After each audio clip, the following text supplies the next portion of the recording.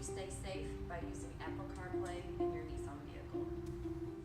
To use Apple CarPlay, first begin by plugging in your iPhone with a USB cable to your USB port. Your vehicle may ask you if you want to use Apple CarPlay with this device. Select yes. Then, you are able to use your Apple CarPlay just like your iPhone. You can select music, look at your playlists or different albums, go back to your home screen, and perhaps pull up a destination on your maps. You can also check phone calls and messages.